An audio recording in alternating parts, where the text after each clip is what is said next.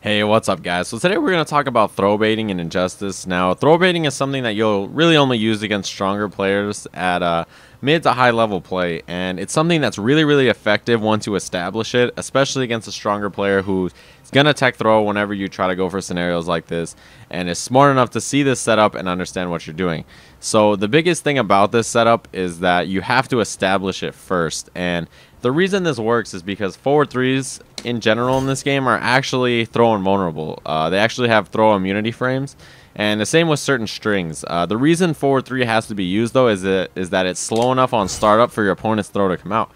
For instance, if Superman does something like down one into forward 2-3, and you try to tech in between that because you think he might go for a throw, you actually won't get the tech. Forward 2-3 is fast enough that you'll block it automatically.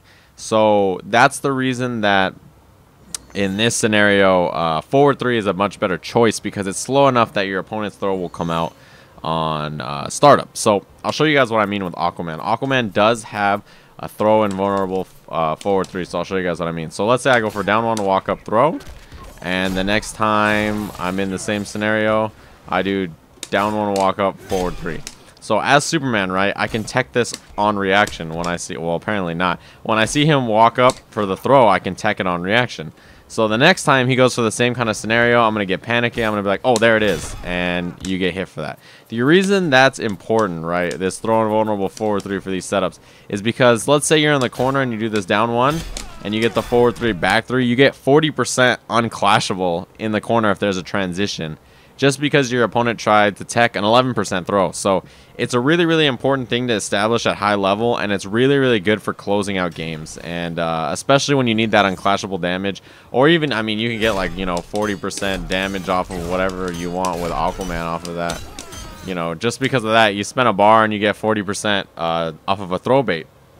So it's really good. Certain characters have to do different setups. Like Superman's forward 3 is actually not throw invulnerable.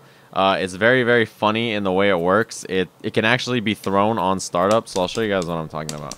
So if he does down one, walk up, throw, right, you can actually throw it when it's like halfway through the animation.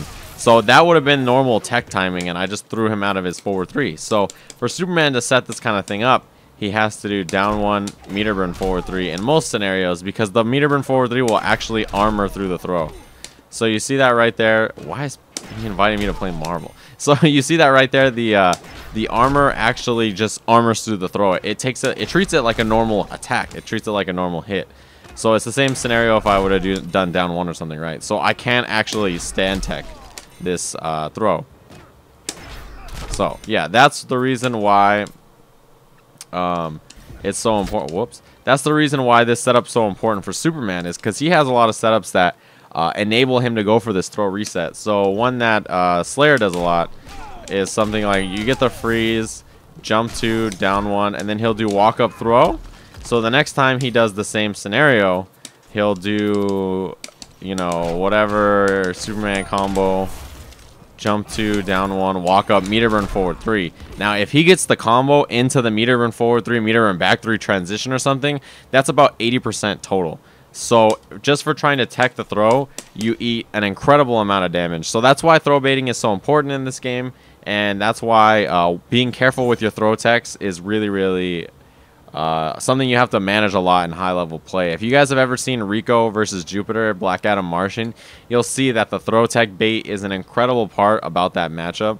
So at high level injustice, mid to high level injustice, throw baiting is really important, and if it's not something you have in your game, it's definitely something you should establish, because this is definitely one of those things that's the future of injustice. These throw setups, these throw baits are really important. So hopefully you guys enjoyed, learned a little something, and I'll see you guys again soon.